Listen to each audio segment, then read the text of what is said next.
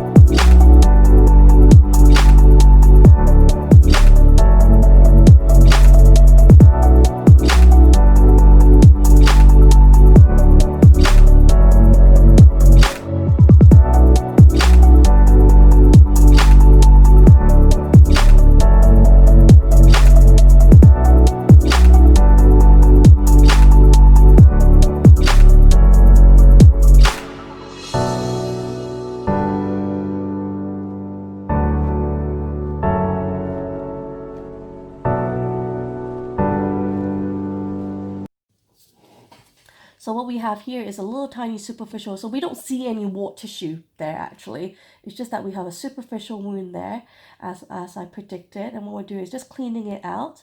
I'm going to get a sterilized drill and just drill out everything, and then I'm going to dress it with some nice